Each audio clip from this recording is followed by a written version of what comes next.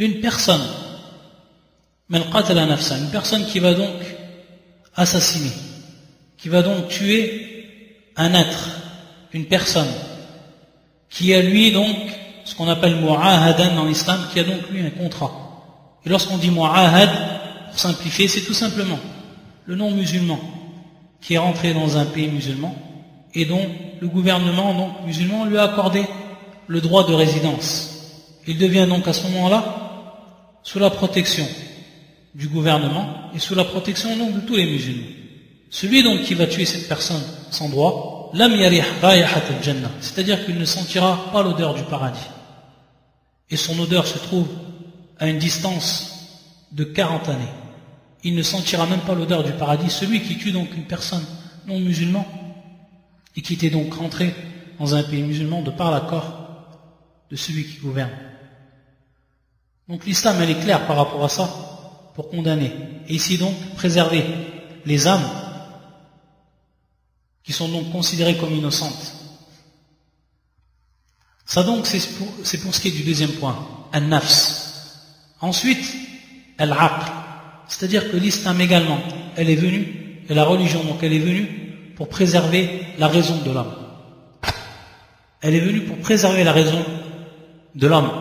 Et c'est ce qu'on va voir dans plusieurs versets du Coran, également dans les hadiths du prophète sallallahu alayhi wa sallam. Et à titre d'exemple, ce verset qui fait surat Al-Maïda, qui est le verset 90, où Allah Azza wa Jalla dit Ya ayyuhalladhina amanu innama al-khamru wal-maysir wal-ansab wal-azlam rijsun min amali shaytan fashtanibuh. Ya ayyuhalladhina amanu innama al-khamru wal-maysir. Ô vous qui avez cru, le vin, le jeu du hasard, les pierres dressées, les flèches de divination ne sont qu'une abomination, œuvre du diable. Écartez-vous-en afin que vous réussissiez. Donc on voit ici, parmi les choses qui sont citées, le vin, c'est-à-dire le khamr, ce qu'on appelle donc le vin et l'alcool, ce qui va rendre la personne ivre, ce qui va enivrer la personne. L'islam, elle l'a interdit tout simplement pour préserver la raison de l'homme. Et on sait, c'est quelque chose qui est clair pour tout le monde, que la personne, lorsqu'elle boit de l'alcool et lorsqu'elle s'enivre, automatiquement elle perd sa raison, au point où qu'elle oublie ce qu'elle a fait, qu'elle ne sait même plus ce qu'elle a fait. Donc elle perd totalement son honneur, ayadhan billah, dans cet état-là. C'est pour ça donc que l'islam, pour préserver al-aql, pour préserver donc la raison de l'homme, elle l'a interdit. Et c'est pour ça également que le prophète sallallahu alayhi wa sallam, dans un hadith authentifié également, il nous dit kullu muskir haram, c'est-à-dire tout ce qui enivre est interdit. Donc que ce soit l'alcool, que ce soit également les drogues qui sont donc néfastes pour l'homme, nuit à la raison de l'homme, ayadhan billah. C'est pour ce qui est de l'aql. Pour ce qui est de al-nasab, le quatrième point, et que le nasab que l'on traduit par la descendance, le lignage. On sait que également l'islam elle est venue pour protéger cela. C'est pour ça que le Coran il est plus que clair pour ce qui est de l'adultère, pour ce qui est de la fornication. Comme dans le verset 32 de Surat Al-Isra, où Allah Azza wa Jalla dit وَلَا تَقْرَبُوا الزِّنَا إِنَّهُ كَانَ فَاحِشَةً وَسَاءَ سَبِيلًا. C'est-à-dire ne vous approchez pas de l'adultère. Ici le verset la taqrabu. Il n'a pas dit ne faites pas, mais il a dit ne vous approchez pas de ce qu'on appelle le zina, qui est l'adultère.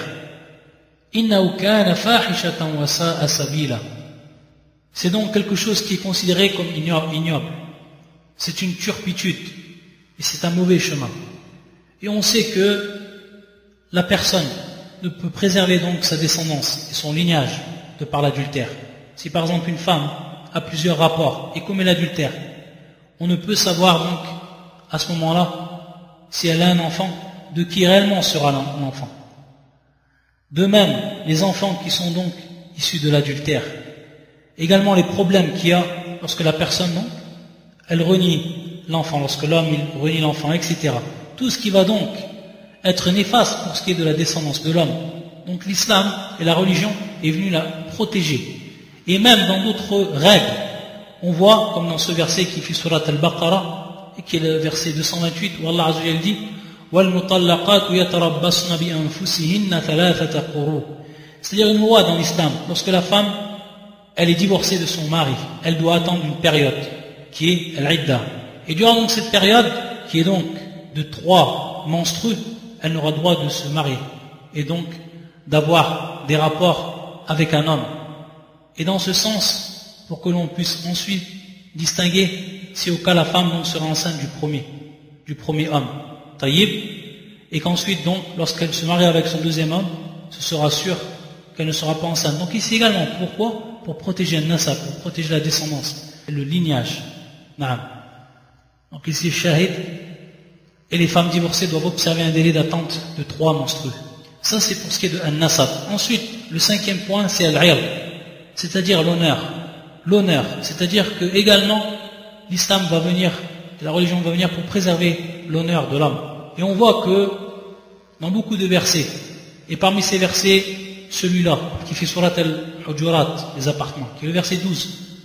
يقول الله عز وجل ولا يغتب بعضكم بعضا أيحب أحدكم أن يأكل لحم أخيه ميتا فكرهتموه. C'est-à-dire que dans ce verset, Allah Azza wa Jal, il nous interdit de critiquer autrui, c'est-à-dire de dire du mal d'une personne. Ô vous qui avez cru, éviter de trop conjecturer sur autrui. La yartab, c'est-à-dire de ne pas dire du mal d'une personne. Et ne médisez pas les uns des autres, donc la médisance. Lorsqu'on dit al-riba, c'est donc la médisance. Et ne médisez pas les uns des autres. L'un de vous aimerait-il manger la chair de son frère mort? Donc regardez ici. Allah, comme il a donc donné cet exemple, la personne qui va dire du mal de son frère, est-ce qu'il aimerait donc manger sa chair morte une fois, ou sa chair une fois qu'il serait mort? Vous aurez donc détesté, vous en aurez horreur. De même donc, pour celui qui va parler en mal de son frère et qui va donc aller à l'encontre de son honneur. C'est pour ça que l'islam elle interdit cela. Et c'est ici pour protéger donc l'honneur. Et également le dernier point qui est al-mal, c'est-à-dire les biens de l'homme, les biens que possède l'homme. On sait également que la religion est venue protéger cela. C'est pour ça que dans un verset du Coran, Allah il dit يا أيها الذين آمنوا لا تأكلوا أموالكم بينكم بالباطل إلا أن تكون تجارة عن تراض منكم. هذا في سورة النساء, les femmes, qui est le verset 29. Où Allah Azza wa Jal va nous dire, ô vous qui avez cru, ne mangez pas donc vos biens entre vous par le faux, بالباطل.